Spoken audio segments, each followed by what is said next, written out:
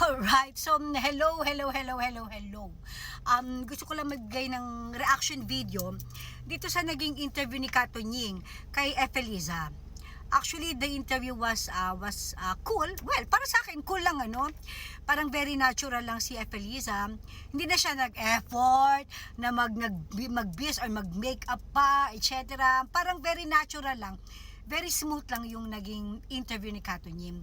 Kaya lang, hindi ko alam kung ako lang yung nakapansin nung binanggit ni Efelisa yung regarding sa Romania, na parang ibig niya sabihin na BBM is the president, is the highest official of the land. Kayang-kaya nilang magpagurgur, no? Kung gugustuhin nila, tatawag lang sila sa Romania. I mean, parang parang for me, there is no need for Efelisa na sabihin yung ganyang bagay. I just don't find it maganda pakinggan yung sinabi niya. Although I must admit na pwede naman talaga because they have the power. And yun lang parang na-awkward lang ako. I mean, sa palagay ko hindi kailangan banggitin pa ni Liza Marcos yun, because is she confirming na yes, pwede nilang gawin yon, or nagawa na ba niya yan? Dahil alam niya na sa Romania kung may pwedeng may makontak na taga-gurgur, etc. I do not know, no? Hindi lang talaga ako nagandahan. Parang dapat hindi niya na binanggit yun, or sana kinat na lang yun ni Kato Nying. And another thing na hindi ko masyado ring nagustuhan, I know Efelisa was nagpakatotoo lang siguro talaga siya sa interview niya, and I don't find it naman mali, no? Kung ganyan ka talaga, okay lang. Kaya lang kasi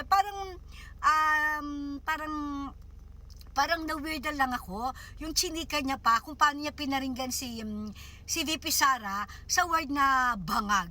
Although I understand na nasaktan siya for her husband, because nga tinawag ni former PRRD na bangag si BBM. Although of course nasaktan din ako, no?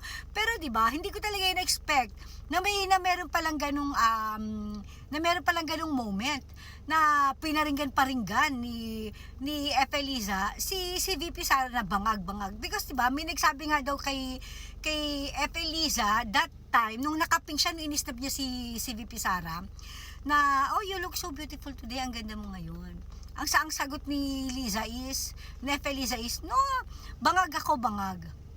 And tinitingnan niya yung reaction or magiging reaction ni VP Sara, and sabi niya tahimik lang, no reaction daw.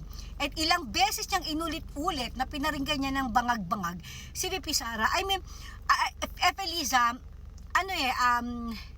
sana rin maisip mo na si Sara is the Vice President of the Philippines. Kung ano man yung kasalanan ng tatay niya, wag mo sanang ibunton kay VP Sara. Just like FLM. 'Di ba? Just like Apo Lakay, kung ano mang naging kasalanan niya, kung nagkaroon man talaga, hindi para ipukol natin kay BBM. Because kung ano mang kasalanan ng tatay o ng magulang, hindi yung kasalanan ng anak. Yun lang yun sa akin. Na-shock lang ako kasi hindi ko lang talaga in-expect. Na-hurt ako for Sara, na buti na lang din, hindi na siya nakipagbardagulan pa that time. Yung moment na yun, na pinaparinggan siyang bangag-bangag ni Efelisa. But all in all, parang okay lang naman kung ganun talaga yung personality niya o yung character niya. Kaya lang hindi ko lang talaga masyadong na-appreciate yung Romania issue na yan at saka yung bangag-bangag na yan. Anyway, ayun lang. Sige, hanggang dito na lang ulit. Hindi ko lang talaga mapigil na magbigay ng reaction video dito sa naging interview ni Efelisa. You know naman hanggang ngayon, okay, I am still pro Duterte, pro BBM. Kaya hindi ako masyado nakikisawsaw sa issue na yan because I love both families. Bias ako pagdating sa dalawang pamilya yan may gulay. O sige na, hanggang dito na lang ulit. Bye. Hanggang susunod na chika. Bye. Alright.